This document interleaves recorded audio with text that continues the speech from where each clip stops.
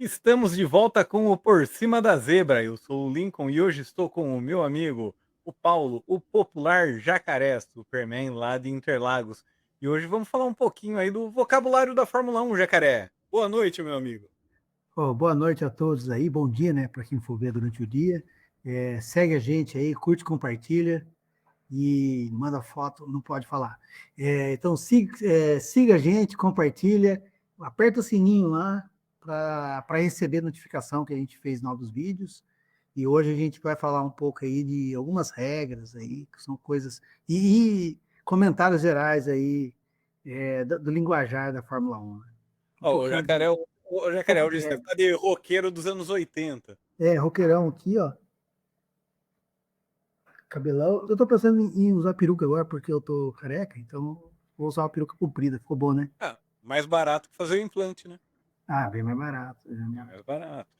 Aí, vamos começar, vamos falar um pouquinho do vocabulário da Fórmula 1 e vamos começar pelo que dá nome ao nosso podcast, a zebra, por cima da zebra. Vamos lá. Bom, para quem não sabe, a zebra, no entorno das curvas, né? Tem uma faixa pintada ali, normalmente ela é um pouco elevada, e ela delimita a pista, né? Ela serve para delimitar e fazer com que o piloto contorne aquela curva, para ele não cortar caminho ali. E ela, muitas das vezes, ela é um ressalto bem alto, né? E para passar por cima dela, o cara exige uma técnica meio é, especial. Alguns pilotos dão uns pulos ali, você vê umas imagens bonitas também, o cara passando pela zebra e saindo de lado depois, porque realmente é uma parte especial da pista. Tem que Normalmente, saber passar por cima da zebra. e ela tem umas coisas assim especiais, né? Que se a zebra tiver molhada, né? Se for pista molhada, ela vira um sabãozão, escorrega pra caramba. Normalmente a zebra ela é pro lado de dentro da curva. Esse caso especial que está na imagem é pro lado de fora, né? Mas ela é para ser usada, ela faz parte da pista e o piloto só é considerado que ele saiu da pista se ele fizer totalmente fora da zebra, né? Do asfalto para o outro lado. Enquanto ele estiver ali, ele está dentro da pista ainda. Ah, por exemplo, na imagem, tá dentro da pista. Está dentro da pista, está dentro da Tem que pista. manter duas rodas dentro da pista. Na verdade, se ele ficar 1 milímetro dentro da pista, ele está na pista. Tá na Né? pista. Ele está na pista ainda. Pode sair com as Mas quatro. é, Mantendo duas. a zebra normalmente ela tem várias cores, né? No Brasil é bem colorida até, tem verde e amarelo, tem umas outras coisas ali. E ela serve para delimitar realmente a pista. Aí, vamos falar um pouquinho agora do pole position. A grande expressão pole position. Tivemos o Ayrton Senna Só, por só muito uma, tempo, por muito tempo, foi recordista até depois do Schumacher ultrapassá-lo e Hamilton.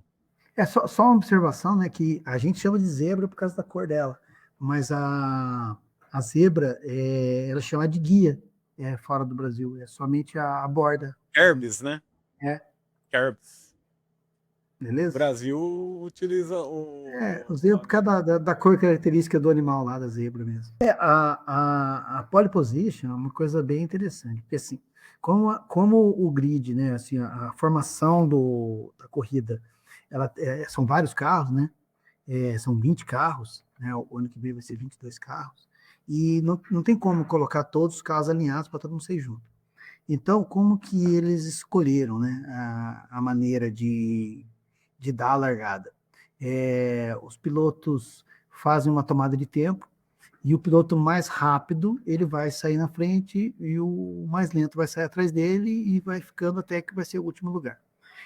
Hoje em dia, né, eles têm esse treino que vai fazer a classificação é dividido em três etapas, onde a primeira, né, é o Q1, Q2 e Q3, onde eles fazem a primeira tomada de tempo e os 5 mais lentos saem, e depois eles fazem outra tomada de tempo, os outros 5 saem também, e sobram apenas 10 pilotos, disputando quem efetivamente Q3. será.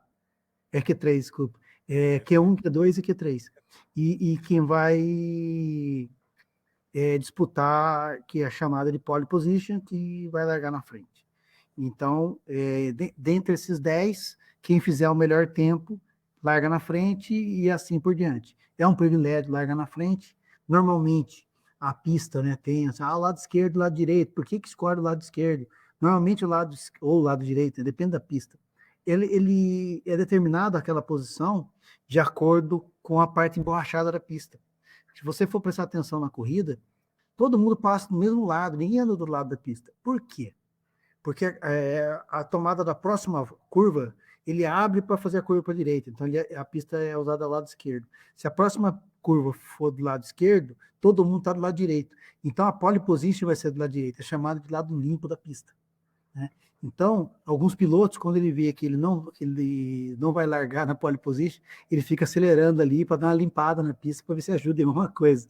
Porque ele acaba perdendo tempo, porque ele sai de um lado que não está emborrachado, então o segundo lugar perde tempo. Perde tração.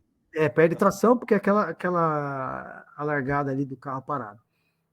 É E interessante que aqui, assim, e vamos falar, e aqui é o grid de largada, né? às vezes, nesse caso aí, por exemplo, pode ver que o pole position está do lado esquerdo, porque a próxima curva é para a direita. Então, o lado mais emborrachado é o lado esquerdo. Muitas vezes acontece que o primeiro piloto e o terceiro são privilegiados, porque o segundo está do lado sujo. Então, quando o cara sai, ele já joga o carro para cima do primeiro. Por quê? Para pegar lado bom da pista. Né? Então, o grid de largada ele é determinado pelas tomadas de tempo, do tempo classificatório, não do que a gente chama de qualificação, né, que é os qualifies, e é determinado assim, os números ímpar ficam do lado limpo da pista e os números pares ficam do lado sujo. Né? Então, todo mundo, na largada, você vê que todo mundo tenta ir para o lado limpo, nesse caso seria para o lado esquerdo. Da pista. E vamos passando aqui. E agora falar um pouco do paddock da Fórmula 1, onde ficam os famosos, as estrelas, e também o lugar onde tem os motorhomes ali, as casas da Fórmula 1, onde se fecha muito contrato, né? O paddock acontece, o paddock fica do lado normalmente do lado contrário da pista, né? Ele fica normalmente atrás do box. E ali o que eles fazem? Eles montam antigamente, quando era um circo da Fórmula 1 mesmo, eram barracas que eles montavam ali e ficavam fazendo negócio, trocando peça, vendendo componente e tal. Hoje em dia, né, não é mais um circo, né? Agora Nem motorhome mais, hoje é, são verdadeiras casas ali. exatamente. Chegam umas coisas absurdas que chegam ali. Mas assim, daí vai onde vão os artistas, onde vão os famosos, e é um lugar extremamente caro para você visitar. Eu vou em Interlagos há mais de 20 anos, nunca fui lá. Nunca Mas, fomos lá no. mas é um lugar extremamente caro, mas é bem interessante. Essa muvuca que a gente está vendo nessa foto aí. Então, o pessoal fica na frente das equipes, né? Alguns são chamados para fazer um coquetelzinho lá dentro do motorhome ou do escritório que eles montam ali. É para fechar negócios, né? E também para levar patrocinador, para o cara conhecer como é que é o bastidor da Fórmula 1. Mas ali não é um lugar muito de técnica, assim, é mais de negócio. Apesar que tem um escritório da equipe onde eles vão criar estratégias, normalmente é ali também. Eles ficam fazendo reuniões estratégicas e reuniões com patrocinadores. E agora vamos falar um pouquinho dos pitstops, É, que é um momento crucial da Fórmula 1. Aqui a gente tem uma imagem do pit lane, só diferencial. O pit lane é a parte de dentro ali, onde os carros passam antes de fazer a parada. é, E o pit stop é um momento hoje de estratégia e um dos mais importantes da corrida, né, cara? o pit stop, né, é o momento onde eles vão trocar o pneu e fazem alguns ajustes no carro. Muitas vezes você percebe um mecânico ali mexendo na altura da asa, fazendo às vezes ajuste de suspensão, coisa rápida ali, ele vai ajustar rapidinho. E esse momento que eles vão trocar o pneu, vão tirar os 4 pneus e colocar os 4 pneus. O pneu, né, a porca, o sistema de troca de pneu é muito rápido. Assim, acho que a equipe que faz muito devagar é 4 segundos, é 3 segundos e meio, é uma coisa assim absurda. Mas imaginar que o carro para, um mecânico ele solta a porca, um mecânico segura o pneu, outro mecânico puxa ele pela cintura, um outro mecânico já com o pneu na mão encaixa no lugar e o cara da porca põe a porca de volta. É É, muito rápido. E o é, pessoal dos macacos na frente e atrás, né. e tem um cara do macaco na frente e atrás e uma lâmpada, que antigamente era o pirulito, que o cara ficava tirando, é um cara que comanda, porque além dele perceber se tudo isso foi feito, ele tem que olhar o pit lane para ver se não está vendo um carro, porque o piloto não consegue ver o pit lane e o piloto não consegue ter a sensibilidade e ver se já foi trocado os pneus, se já foi feito todo o procedimento. Então, Em então 2008, só a título de exemplo, Jacaré, 2008, lá em Singapura, quando deu todo aquele problema da batida do Nelsinho proposital. Bom, esquece isso daí.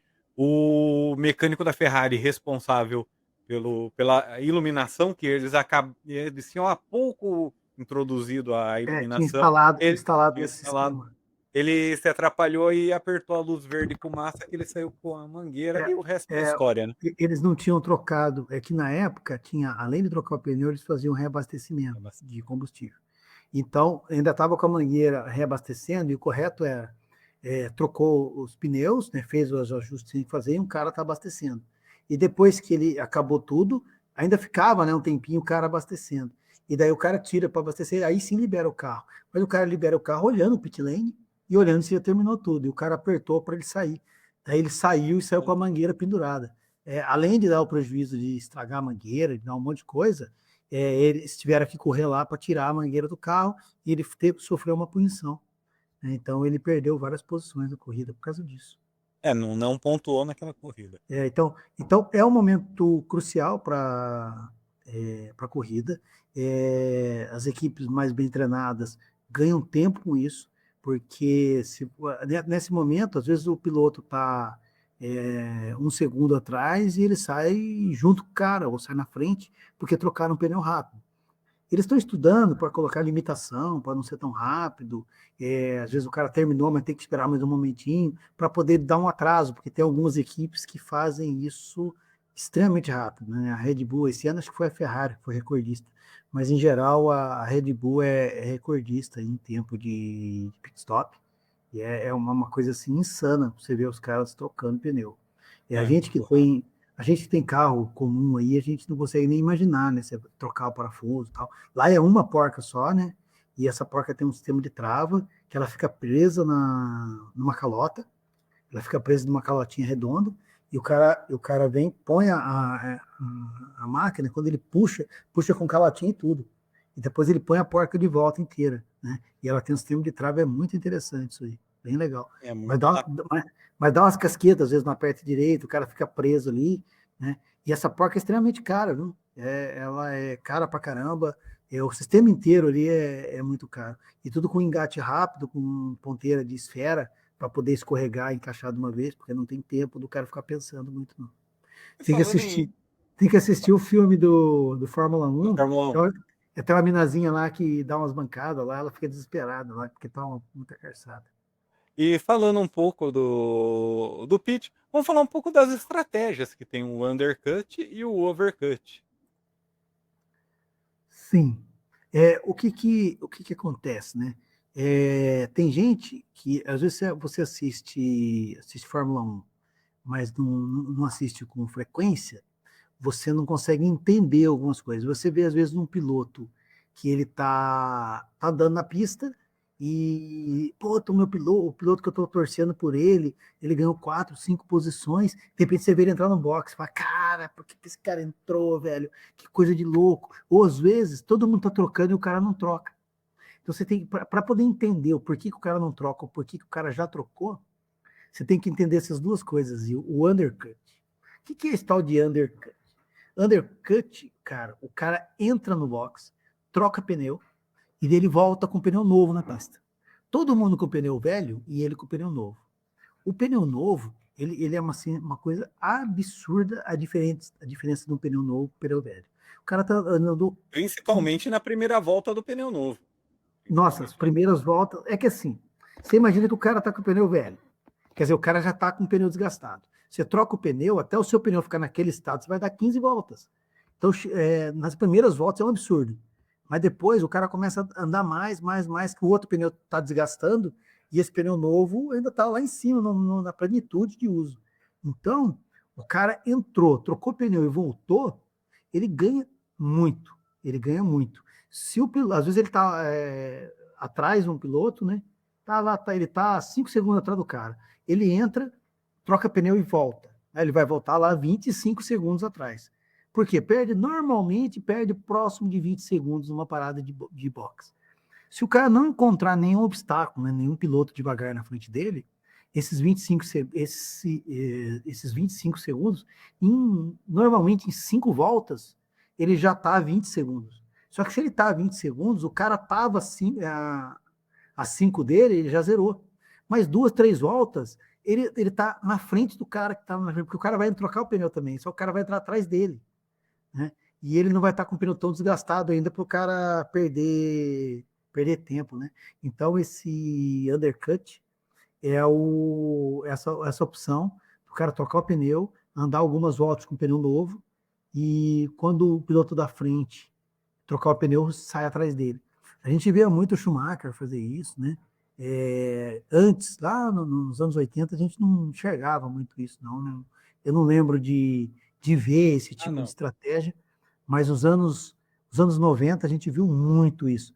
E é uma lógica muito grande, né? Esse tal de undercut. O under e tem o over, que é ficar um pouco mais na pista, dependendo do tipo de pneu que o piloto tem, É, que ele vai ganhar o tempo. É o inverso, seria a estratégia inversa, é o vai fazer inverso. uma parada a menos. É o inverso, dá certo também. Normalmente acontece assim.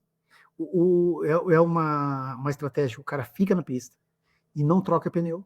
O cara fica lá, vamos falar da mesma situação, o cara está 5 segundos atrás do outro. Daí o cara de trás, né, entra para trocar pneu. Daí ou da frente, né, que seja. E daí ele troca pneu, ele vai parar lá 20 segundos atrás. Só que ele tira 1 segundo por volta, vai ser 20 voltas para ele chegar no cara. Só que se o cara da frente não troca pneu, o carro dele começa a perder tempo pra caramba. Só que ele fica na pista. Daí quando o cara chega junto com ele, ele vai e troca pneu junto com o cara. Então ele volta na frente e continua a disputa, daí todo mundo com pneu novo. Né? Então ele fica mais tempo. Essa é uma estratégia mais difícil de ser utilizada. Mas se a gente pegar na última corrida do Bortoleto, ele usou exatamente essa, a undercut. Assim, E, foi a tática e, que, e, que melhor entregou na última corrida da Hungria. Então, algumas vezes você não troca pneu, só que você conta com o quê? Você conta com o piloto que trocou, que está mais rápido, ele encontrar retardatário, ou ele encontrar um piloto lento atrás. Então o cara fica perdendo tempo, não chega em você, não chega no piloto, e o piloto fica com um pneu desgastado, mas por mais tempo, né? Que é esse overcut. Normalmente se usa isso com pneu, você está com pneu duro, por exemplo, ou um pneu intermediário, médio, o outro piloto colocou um pneu macio. Né? Apesar que hoje em dia é muito pouco usado o pneu macio, mas Em corrida, tá difícil é bem de ser difícil. utilizado os macios. Vamos falar um pouco agora do safety car.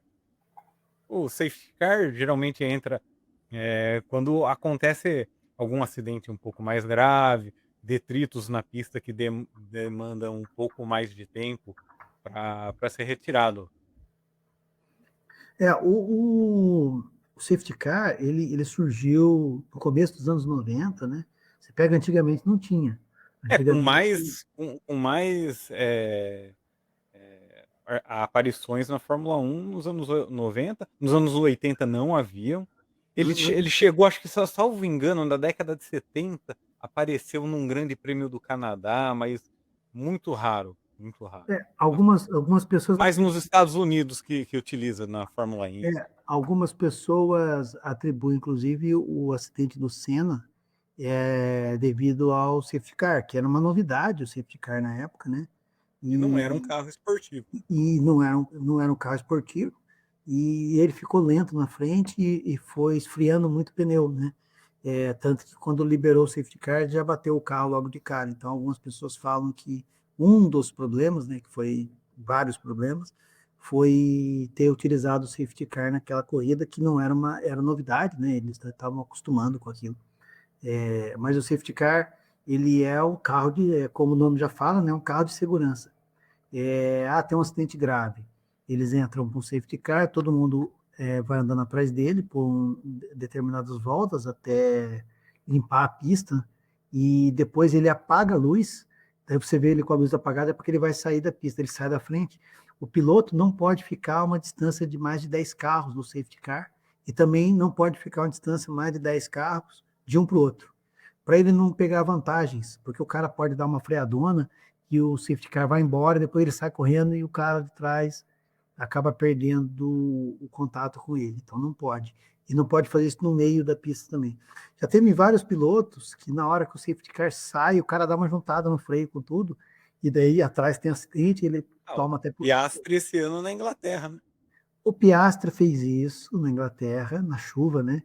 Ele deu uma juntada no freio e o Verstappen Quase passou, quase bateu quase que o nele. Verstappen pegou ele por meio. Mas já teve, né, outros pilotos que fizeram coisas desse tipo. Então, o safety car não ele é usado para segurança.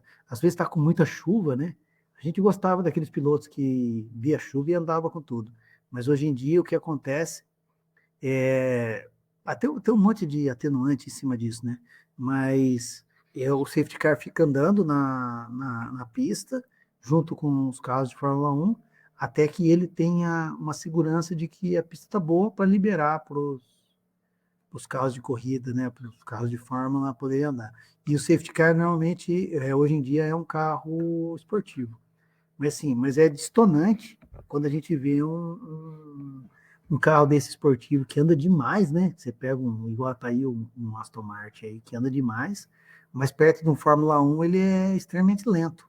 Mesmo que pegue esses outros carros esportivos aí que dê 400 km por hora, não consegue andar igual ao Fórmula 1 porque o downforce do Fórmula 1 é muito grande, né? Então ele consegue fazer curvas insanas.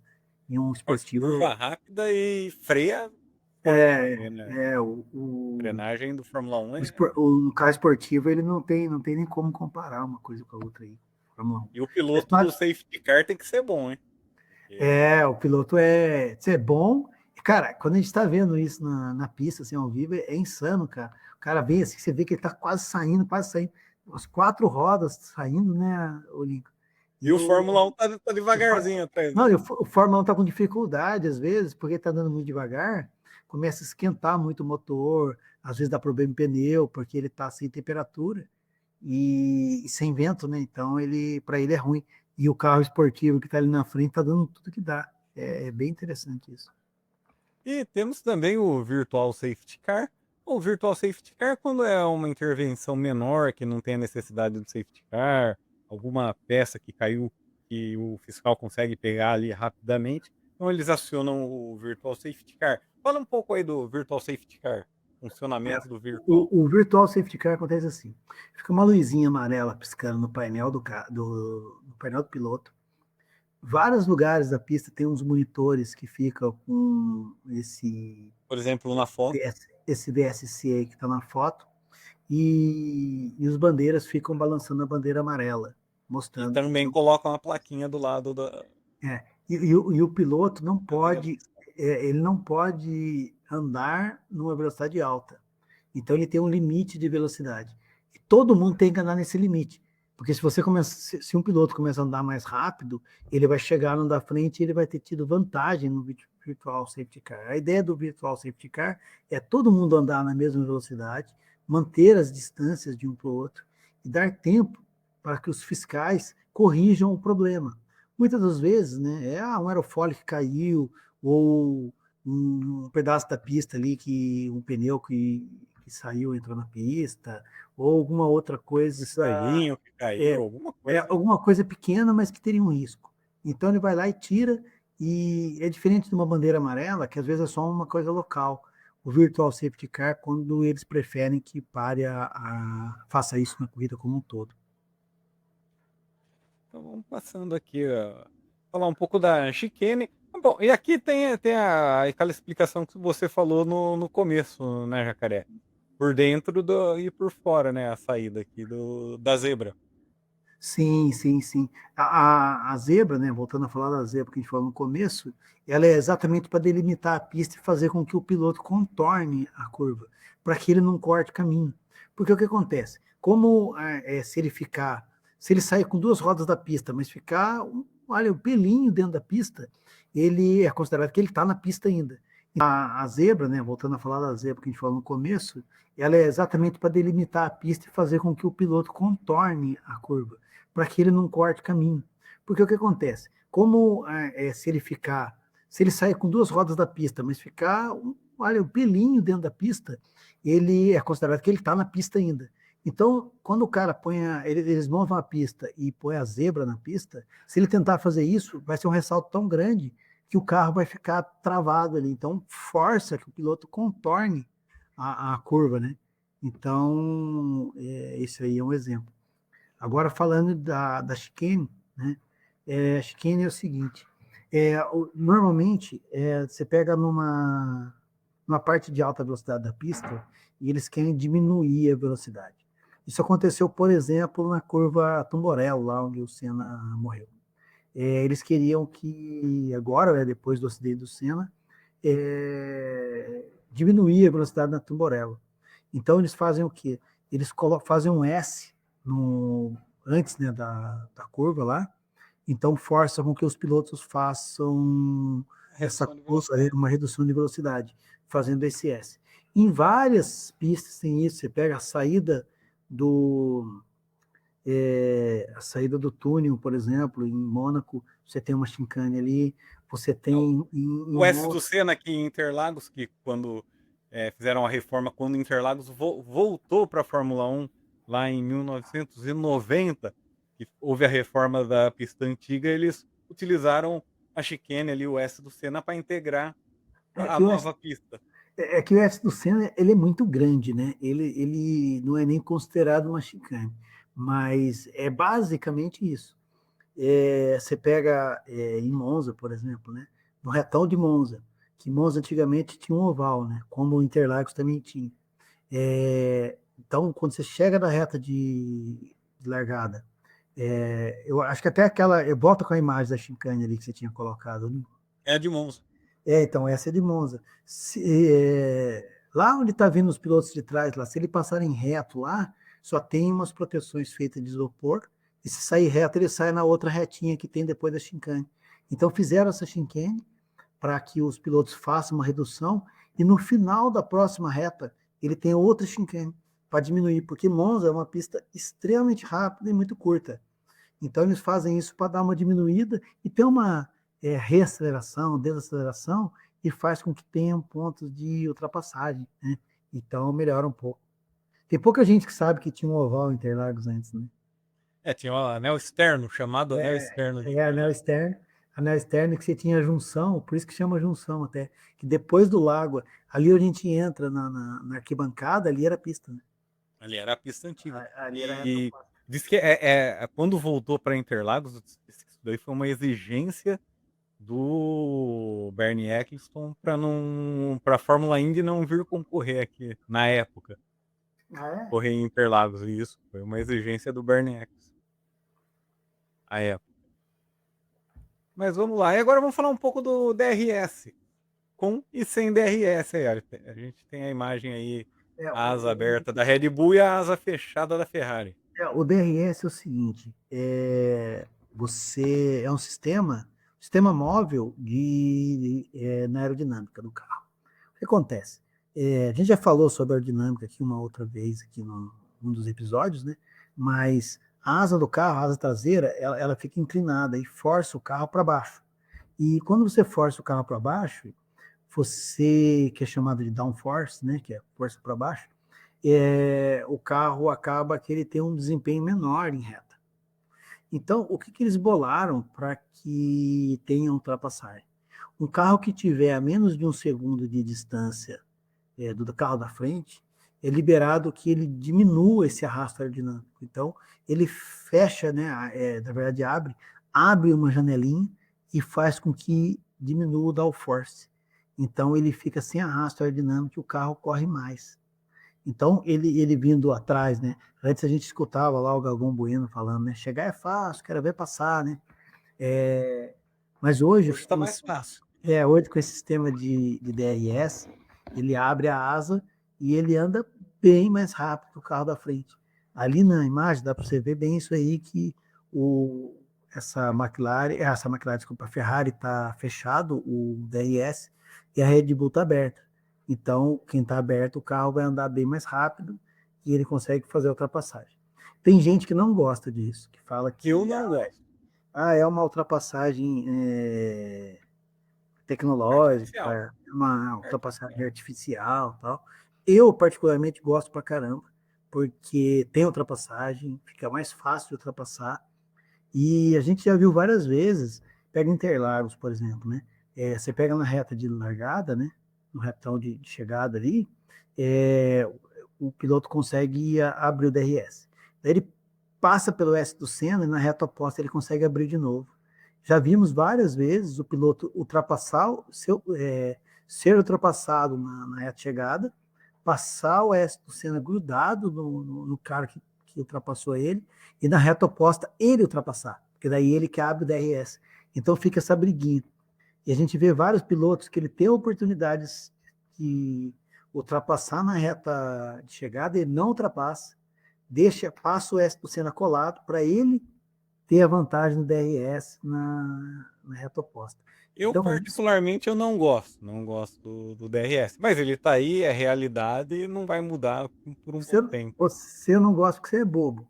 Eu sou É, raiz, sou das antigas. você não gosta disso aí, não gosta também de corrida sprint.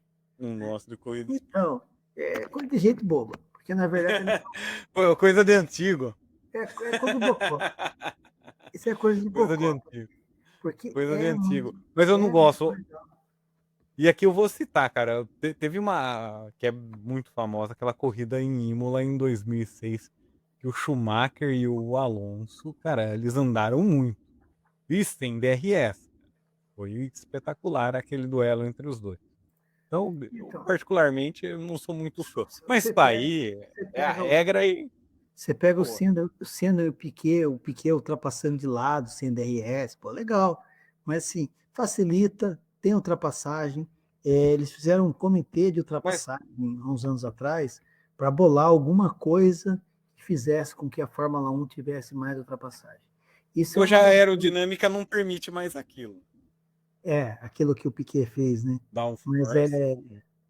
é, de todo jeito, eu acho que quanto mais artifícios tiver para que dê ultrapassagem, para que dê mais competição, é legal. Se é, cara, tem piloto que o cara ultrapassa, o carro dele está melhor, tudo bem, mas com auxílio do DRS, ele passa um por volta, vai passando, passando, passando, que seria uma coisa impossível disso na década de 90, década de 80. Então, eu sou adepto de tecnologia, eu acho que tem que ter, isso aí é uma coisa muito legal. O ano que vem, vai ter um DRS nas asas dianteiras, né? Então vai ter uma coisinha a mais aí, vamos ver o que vai ser. Agora vamos falar um pouco da telemetria. Bom, a telemetria são os dados que vêm do carro hoje. Praticamente eles têm todas as informações dos carros, né, Jacaré? A telemetria é um negócio legal, estou participando de um projeto bem interessante agora no meu serviço, que o equipamento tem uma telemetria de tudo, tudo, tudo, tudo. Um negócio absurdo, cara. Lê temperatura, lê downforce, lê movimento, lê a posição global do equipamento. Então, é um negócio assim, maluco, né, cara? Que é capaz de fazer tecnologia de Fórmula 1 aí, uma tecnologia de foguete também.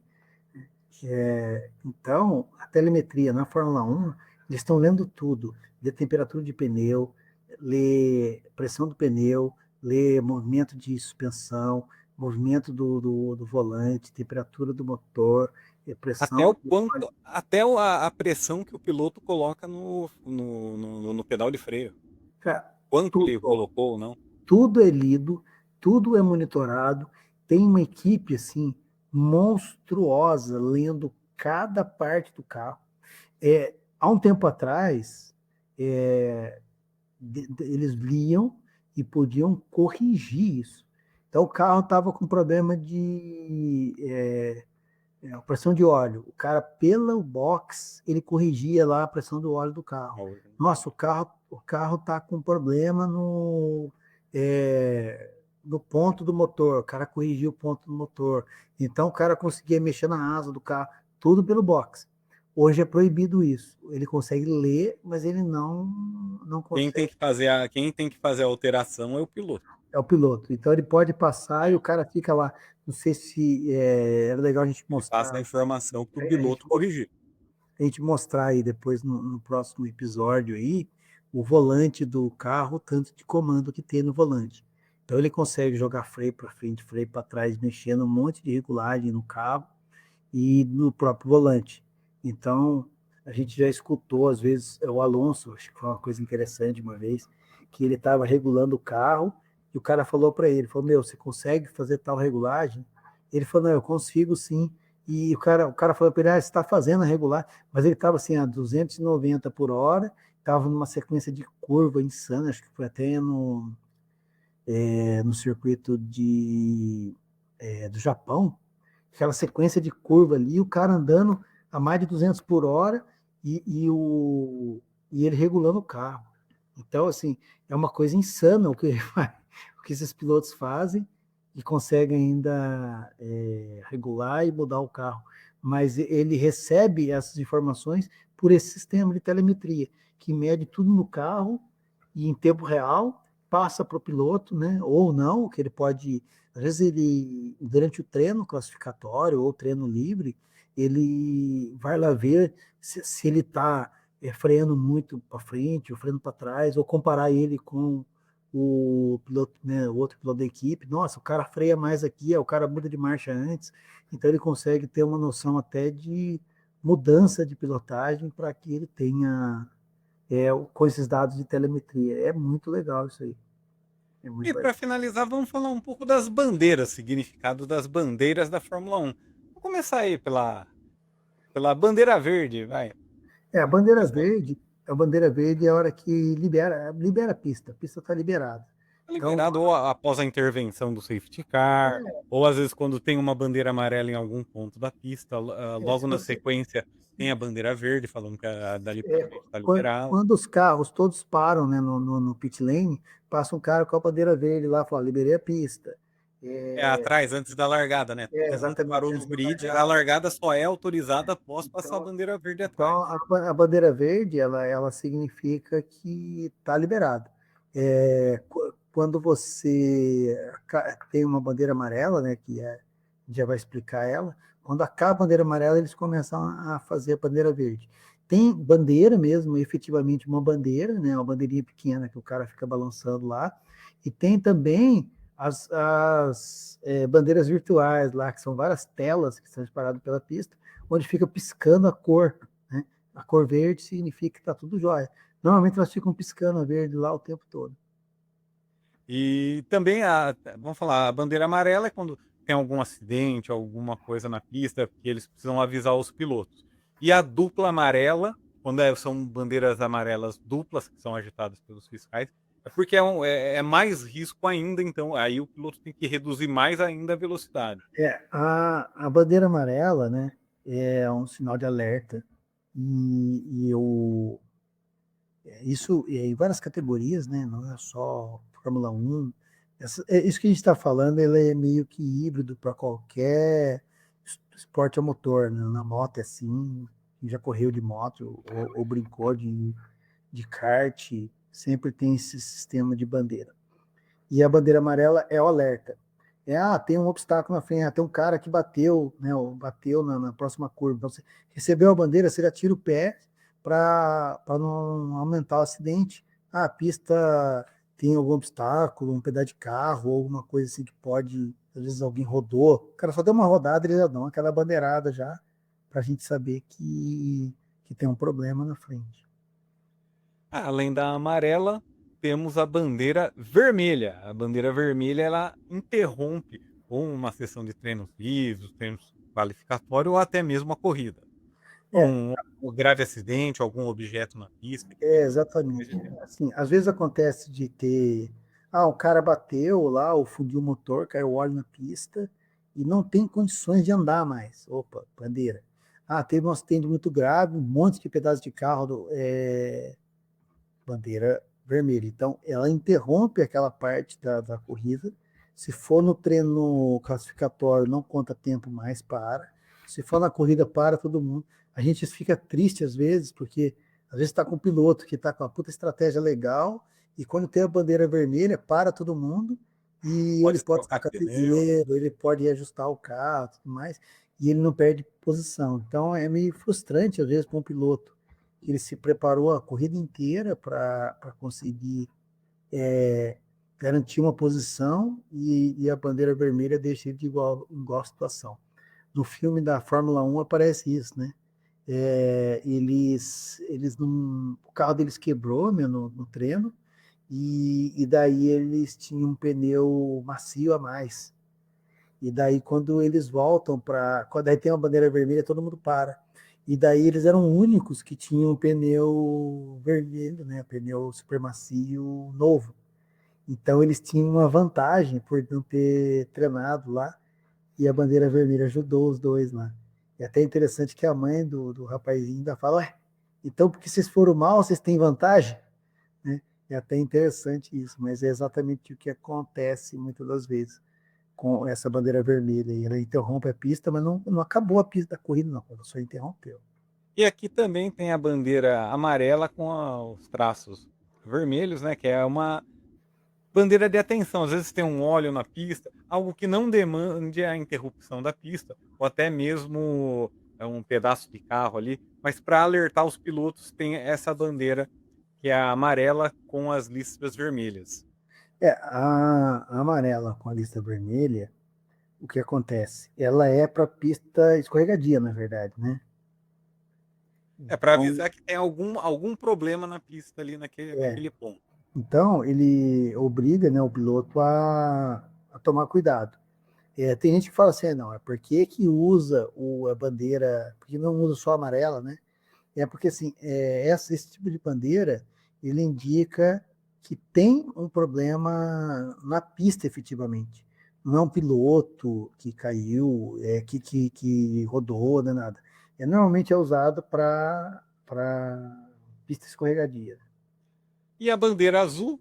A bandeira azul, o retardatário, quando os líderes estão chegando próximo, ele já toma a bandeira azul, porque ele é obrigado na Fórmula 1, ele é obrigado a ceder a posição para quem vem no ritmo mais rápido.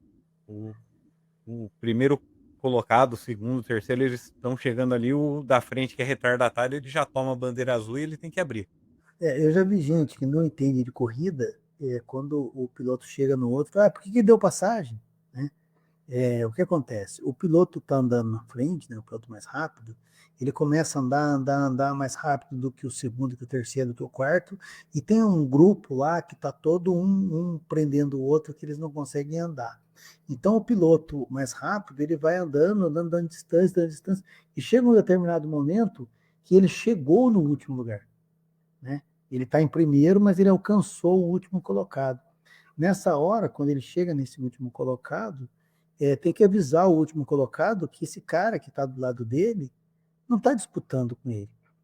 O Ayrton Senna, uma vez, ele chegou num camarada, passou o cara, e o cara sentiu que estava andando bem, resolveu passar ele, bateu o carro dele, era para ele ganhar a corrida, e ele acabou sofrendo um acidente, né? E perdeu aquela corrida porque um retardatário bateu nele. O retardatário tentou Mil- passar ele.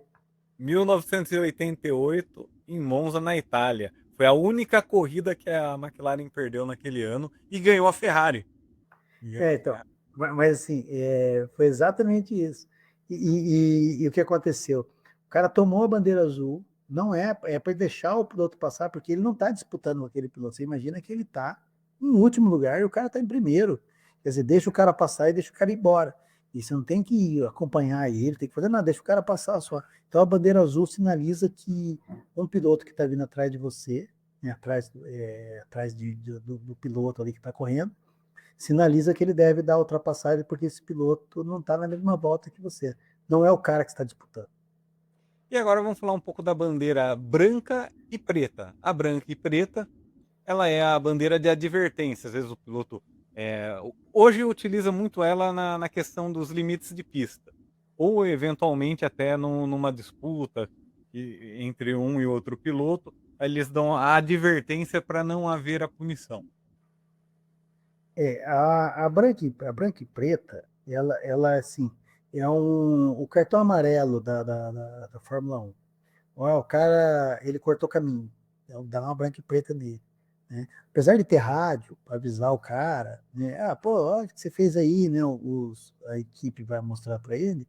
Mas se ele fizer uma atrapalhada, ele toma uma branca e preta avisando, ó, amigão, você tomou um cartão amarelo aqui, não faz mais graça. Né? Hoje ela entra mais de forma virtual do que na presença física mesmo.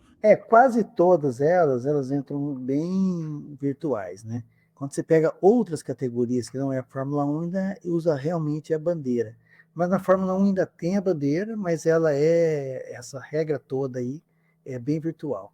E ela é usada para isso, é dar o cartão amarelo. Fala, amigão, você cometeu uma infração aqui nessa corrida. E já que você falou do cartão amarelo, vamos falar do cartão vermelho, que é a bandeira preta. O cartão vermelho é a bandeira preta, exatamente. Cara, voltando a falar do filme Fórmula 1, se fizer aquilo que foi feito lá, né, que o Brad Pitt faz lá, que tá atrapalhado, bate nas coisas, fala um monte de coisa ali, ele tomaria preta e sairia da pista. Não ia ter aquele negócio de segurar os outros, fazer aquilo tudo. Porque se o piloto começar a fazer muito atrapalhado numa pista, ele toma a bandeira preta e ele é obrigado a abandonar a corrida. É ficar batendo de propósito nos outros pilotos, não dá, né? É, comparando com futebol, é o cartão vermelho. O cartão vermelho é a bandeira preta. Já a bandeira branca ela sinaliza que tem carro lento na pista. É uma controvérsia que, assim, você tem a bandeira amarela, que já significa que tem um destaque e tudo mais. Mas voltando a falar igual a bandeira laranja e amarela, né? Que significa que a pista está escorregadia, que é um obstáculo na pista mesmo, né? A bandeira branca tem a mesma coisa, só que você sabe que não é uma coisa na pista e não é um obstáculo na pista, é simplesmente alguém andando mais devagar. Então a bandeira branca é para isso, Então avisando. pode ser o carro que tá um pouco mais lento, ou que tem algum problema e tá andando lento. Isso tinha. Hoje em dia, que os carros quebram menos, né? Mas você pega na década de 80, toda hora tinha um cara lá com o motor fundido, tal, o carro andando devagar. Então, toda hora tinha uma bandeira branca lá avisando que tinha. E na Fórmula 1 ela tem na Indy ela tem uma indicação diferente da Fórmula 1. Na Indy ela indica a última volta pro piloto. Então, geralmente em Indianápolis, última volta, ali bandeira branca e depois Ô Nico, final. a gente tem que fazer um programa falando só a diferença da Fórmula Indy para a Fórmula 1. Tem um amigo meu que pediu isso. Ele falou, pô, não dá para fazer um negócio assim, cara, que eu queria saber o que tem de diferença. A gente mostrar que tem inúmeras diferenças, as pessoas às vezes acham que é tudo igual. Falam, é tudo carro com asinha, um cara sozinho andando. Mas tem uma diferença muito grande, né? Era legal a gente devia fazer um episódio só para isso. Vamos pensar. Não, vamos fazer assim. E para você ver. E até mesmo na azul tem algumas diferenças. E vamos falar um pouco agora a preta com a bola laranja, que é a bandeira que indica que o piloto ele tem que fazer uma parada obrigatória por ter alguma peça que está solta no carro que esteja oferecendo risco à segurança dos outros pilotos. É interessante isso aí, né? Às vezes o cara tem uma peça solta no carro batendo no chão, às vezes o cara tá andando com um pneu furado. Tem gente que fala, pneu furado, o cara vai sair. Às vezes não, o cara com todo com um pedaço ali, e isso pode machucar um espectador, pode danificar a pista. ou atrapalhar um outro piloto. Então eles obrigam, falam assim, você é obrigado a ir para o boxe. Então você tomou uma bandeira preto e laranja e tem que substituir a peça lá que você tá fazendo um mal ali, né? Às vezes acontece de bater, né? E o side pod ali, né? Que é o corpo do carro ali, ele tá aberto, balançando por causa de uma batida, então ele é obrigado a parar e corrigir aquilo ou abandonar. E para finalizar, a grande bandeira que é esperada pelo líder da corrida ao final, que é a bandeira quadriculada que indica o encerramento da corrida. A bandeira quadriculada tem umas coisas inusitadas, né? Que grande parte das corridas tem uma pessoa famosa que está na pista, ele é convidado a ir lá e dar a bandeirada, né? E é uma coisa muito simples, né? É só você ir lá e chacoalhar a bandeira na hora que o piloto passar. O nosso saudoso Pelé, ele foi lá para dar a bandeirada de Interlagos, e a hora que ele foi dar a bandeirada, ele olhou para trás, o carro passou e não deu a bandeirada. Não, mas Então, aí a gente tem que absolver o Pelé, porque na verdade o cara chamou o Pelé. Na hora que ele virou, o Schumacher passou.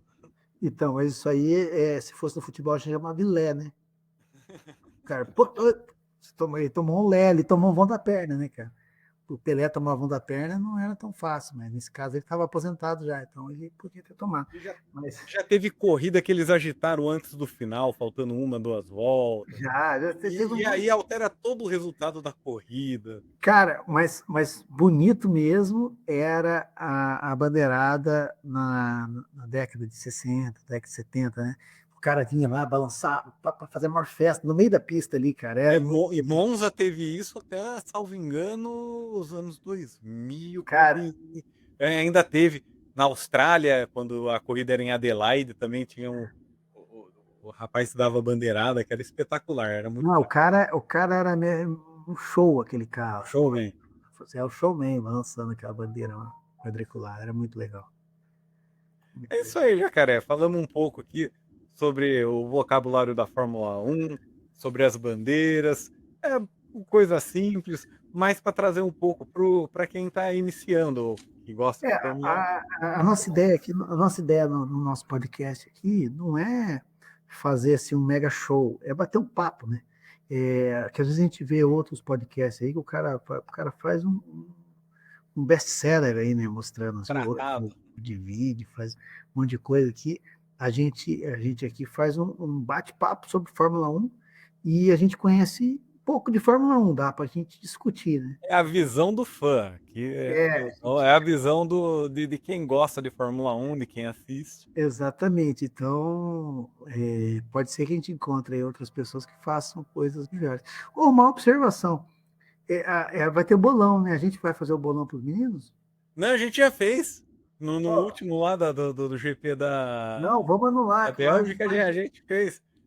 Porque Não dá esse para final de semana a Fórmula 1 volta das férias de não agosto. dá, não dá para gente Treino anular. livre no dia 29, 30 o treino livre 1 e o qualificatório às 10 horas da manhã e a corrida no domingo às 10. Não dá para gente Não, mas anular. já tem o bolão, já tá lá e a gente sacaneou o Rafa. Não dá para O gente Rafa anular não esse sacanear o participou do Paulão? último. Não dá para gente anular esse sacanear o Paulão? Não, não, porque a regra era que. E o Paulão foi bonzinho com o Rafa, que eu acho que, salvo engano, acho que no décimo ele colocou um décimo crível pro Rafa. O pior é que se der certo, ainda vai ajudar o Rafa. O Paulo, acho que o Paulo não entendeu que era para ser sacanear. A regra, né, que é pra sacanear o cara que não participa. Exatamente. Agora o cara não participa e você fala pro cara uma coisa totalmente plausível e o cara se dá bem ainda. Poxa vida. É, apesar que Semana aqui, que vem. apesar que aqui o nosso podcast, eu não estou podendo faltar nem você, já percebeu isso? Porque Se a gente faltar, os caras não querem fazer. Isso aí tá errado, cara. A gente tem que dar um pito nesse cara aí, bicho. não, mas vamos. Então nós vamos ter que fazer a substituição. Tem uns Semana americanos que não participar já aí com a gente. Vamos fazer o convite especial. Mas É, semana que vem, Grande Prêmio da Holanda, Verstappen em casa. E aí a gente volta aí, vamos pegar no pé a equipe completa para o Por Cima da Zebra. Então a gente vai ficando por aqui, deixar um forte abraço a todos. Semana que vem a gente está de volta.